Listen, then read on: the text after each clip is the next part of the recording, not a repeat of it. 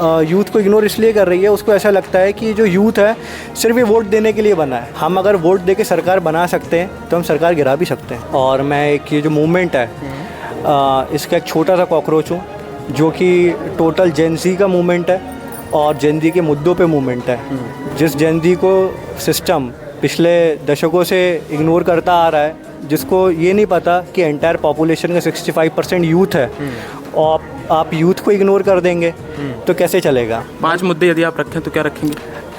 Unemployment, education, farmers, women's और जो हमारे ट्राइबल्स हैं इनके भी बहुत सारे मुद्दे हैं जो गवर्नमेंट इग्नोर कर देती है। इस देश में सबसे बड़ी विडंबना यही है कि कोई भी अगर यूथ सवाल जवाब पूछेगा तो उसको किसी न किसी पॉलिटिकल आउटफिट के साथ मैच कर दिया जाएगा। जो मेन है वो है यूथ।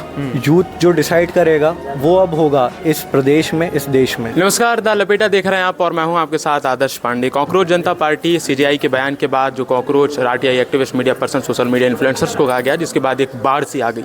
सोशल मीडिया पर कैंपेन चले, ट्रेंड चल रहे हैं और कॉकरोच जनता पार्टी सीजेपी का गठन हुआ। इसके बाद लगातार राजनीति चल रही है, कहीं अमेरिकी कनेक्शन, कहीं पाकिस्तानी, कहीं बांग्लादेशी, ये सब चल ही रहा है। इस बीच मध्य प्रदेश एक ऐसा राज्य बन गया जहां अब कॉकरोच जनता पार्टी मध्य प्रदेश की राजधानी भोपाल में प्रेस कॉन्फ्रेंस कर रही है। क्या है ये प्रेस कॉन्फ्रेंस और क्या परिचय है आपका, बताइए।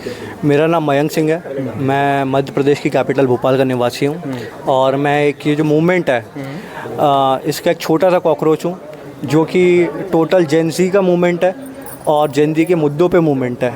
जिस जेन-ज़ी को सिस्टम पिछले दशकों से इग्नोर करता आ रहा है, जिसको ये नहीं पता कि एंटायर पॉपुलेशन का 65% यूथ है और आप यूथ को इग्नोर कर देंगे तो कैसे चलेगा। मैं जी, किस तरीके से यूथ को इग्नोर किया जा रहा है मध्य प्रदेश में? मल्टीपल रीजंस है यूथ को इग्नोर करने के, जैसे कि गवर्नमेंट यूथ को इग्नोर इसलिए कर रही है, उसको ऐसा लगता है कि जो यूथ है सिर्फ ये वोट देने के लिए बना है। लेकिन ऐसा नहीं है। हम अगर वोट दे के सरकार बना सकते हैं तो हम सरकार गिरा भी सकते हैं। मैं जी, नीट का पेपर लीक हुआ जी, यूथ गुस्से में था, गुस्से में रहेगा। हाँ। मध्य प्रदेश में भी हम ऐसा देखते हैं। क्या है बेरोजगारी दर क्या है मध्य प्रदेश की, जिसके कारण आप प्रेस कॉन्फ्रेंस कर रहे हैं? बात करें बेरोजगारी दर की तो जो नेशनल बेरोजगारी दर है, अनएम्प्लॉयमेंट रेट है, वो अराउंड 15% है। अब जो यूथ है वो डिससेटिस्फाई होगा, ऑब्वियसली होगा। अगर आपने भी अपने कभी स्टार्टिंग के करियर में प्रिपरेशन करी होगी तो आपको भी पता होगा कि कितने घंटे पढ़ना पड़ता है कॉम्पिटिटिव एग्ज़ाम्स की तैयारी के लिए। और अगर एग्ज़ाम के एक हफ़्ते पहले पेपर लीक हो जाए और सरकार कहे कि पेपर लीक ही नहीं हुआ और पेपर भी पोस्टपोन कर दे तो आपके दिल में क्या बीतेगी, और आपके दिल से ज़्यादा आपके पेरेंट्स के दिल में क्या बीतेगी। पेपर लीक एक सबसे बड़ा संकट है। मैं आपसे समझ रहा, आप यहाँ डेटा लेके आए हैं। मध्य प्रदेश में क्या लग रहा है आपको, क्या सबसे महंगाई दर क्या है, बेरोजगारी दर क्या है, जिसके बाद आप गुस्से में हैं? आपने जन सेवा, जन अधिकार, जन विश्वास, जन विकास की बात रखते हैं।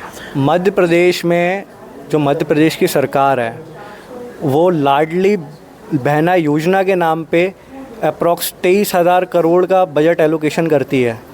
इस 2026 के बजट एलोकेशन में 23,000 करोड़ रुपए महिला बाल विकास विभाग का 23,000 करोड़ है, लाडली बहना योजना का 18,000 करोड़ है। अगर 18,000 करोड़ भी है तो आप ये मान के चलिए कि 18,000 करोड़ रुपए फ्री बीस के नाम पे बांट दिए जाएंगे। और बाकी फिर एजुकेशन के लिए क्या होगा, एजुकेशन के लिए क्या होगा, एम्प्लॉयमेंट जनरेशन के लिए क्या होगा। क्वालिफिकेशन क्या बताई थी आपने? मैं ग्रेजुएट हूँ। कहाँ से? मैंने BA ऑनर्स करा है। BA ऑनर्स किया है जी। आपने ये लेके आए हैं आप, और इसमें आप इसने लिखा है scan and join CJP. How, मैं कैसे इसको ज्वाइन करूँ? आप इसको स्कैन करिए। ये वर्क नहीं कर रहा।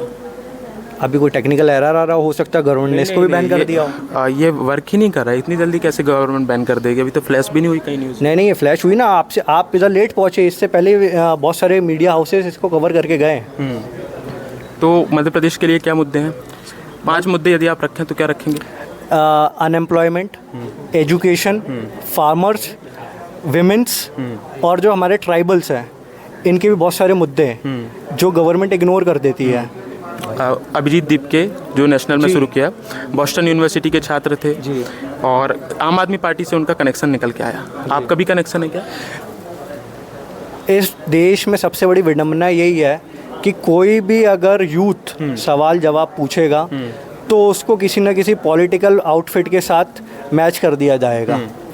क्या ये सही है? मैं आपसे जानना चाहता हूँ कि ऐसे तो महात्मा गांधी भी एक पॉलिटिकल आइडियोलॉजी से, एक पॉलिटिकल पार्टी से सरोकार करते थे। क्या वो ये जी चाहते थे कि इस देश में चेंजेस आए, इस समाज में चेंजेस आए। एक आखिरी सवाल ले लेता हूँ। 2003 से बीजेपी सत्ता में है, 18 महीने हम कांग्रेस का हटा दें तो क्या मध्य प्रदेश के लोग तीसरे विकल्प की तलाश में, या कांग्रेस, क्योंकि यहाँ तीसरा विकल्प चला नहीं, बसपा सपा जो भी आम आदमी पार्टी, उन पर आया नहीं एक ही विधायक अभी तीसरे दल पर, तो ऐसे में क्या लगता है कि ये कॉकरोच जनता पार्टी को लोग विश्वास करेंगे क्या, या आप लोग पॉलिटिकल या मूवमेंट करेंगे, प्रोटेस्ट करेंगे, या चुनाव नहीं लड़ेंगे, क्या है रणनीति, क्या है? जो पॉलिटिकल स्ट्रेटेजी है मैं इसमें कुछ नहीं कहूँगा, मैं बस इसमें इतना कहूँगा कि ये जो आने वाले समय में जो ये मूवमेंट है ये और बहुत बड़ा होगा। और जो आपने बात बोली कि जो आम व्यक्ति हैं वो थर्ड फ्रंट ढूंढ रहे हैं, तो मुझे ऐसा लगता है कि मैं ये कह रहा कि थर्ड फ्रंट यहाँ टिक ही नहीं रहा मध्य प्रदेश में। बीजेपी कांग्रेस के अलावा कोई टिक ही नहीं पा रहा। बसपा सपा कांग्रेस आम आदमी पार्टी, इनकी कहाँ सुगबुगाहट ही नहीं गई। जो मेन है वो है यूथ। यूथ जो डिसाइड करेगा वो अब होगा इस प्रदेश में, इस देश में। ठीक है, तो आप कॉकरोच जनता पार्टी की मध्य प्रदेश की इस प्रेस कॉन्फ्रेंस को सुन रहे थे, जिन्होंने अपनी बातें रखी है, और सबसे बड़ी बात महंगाई और बेरोजगारी जिस तरीके से पेपर लीक हो रहा है उस पर एक अंकुश की बात है। तमाम जानकारी आपके सामने रखी है। इस वीडियो पर आप अपनी राय रखिए, और कॉकरोच जनता पार्टी का क्या मध्य प्रदेश में अस्तित्व होगा या नहीं, अपनी राय लपेटा के कॉमेंट बॉक्स पर जरूर साझा करें।